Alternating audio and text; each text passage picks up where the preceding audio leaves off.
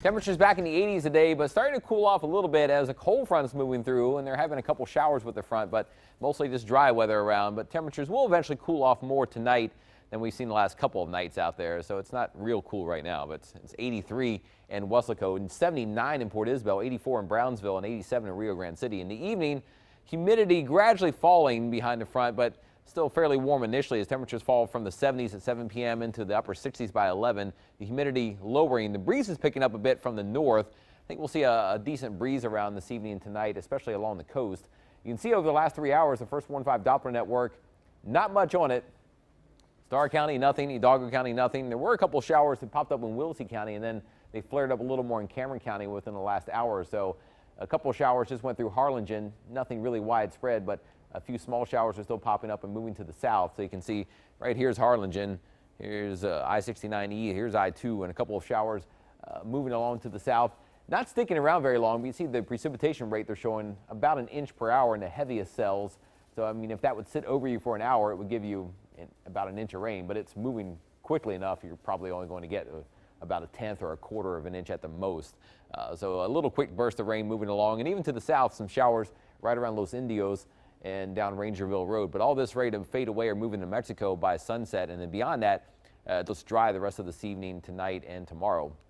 Day planner for Thursday starts off upper 50s, near 60 or so in the morning with lower humidity, still a light breeze from the north. We may see some sun. It's kind of tricky tomorrow. We'll be right on the edge of the cloud, so I think best bet is that we see kind of some high, thin clouds that filter out some of the sun but allow it to stay kind of bright, and then those clouds may thicken up sometime later in the afternoon. But temperatures mostly in the 60s tomorrow, may climb up to about 70 or 71 or so by afternoon. So your official high temperature going for about 72 in Rio Grande City, 70 in San Ysidro, about 70 or so across Hidalgo County, and upper 60s and near 70 over Cameron and Willoughby counties tomorrow. And again, I think the clouds will be thin enough in part of the day to allow some sun to come through, but they should thicken up from south and north later in the afternoon or tomorrow night.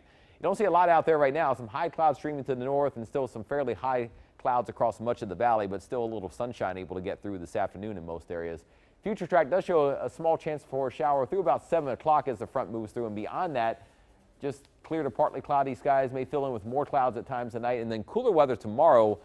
But the clouds you see spreading back in by tomorrow afternoon, and once they get here, they may be here most of Thursday afternoon into Friday and thicken up more on Saturday. So rain chances will be going up. We'll talk more about this on Channel 5 News at 6. But dry weather tomorrow, probably dry all day Friday, although as the clouds thicken, there might be a sprinkle or two Friday afternoon. But kind of highlight Saturday as the best chance for rain. It looks like by afternoon or evening, showers and storms become more likely, and there could be some decent downpours around through Saturday night. Then that breaks up Sunday morning into a dry end of the weekend, Sunday afternoon, and it stays warm once again next week. So we'll keep tracking the rain chances coming up again in your First Warn 5 forecast on Channel 5 News at 5.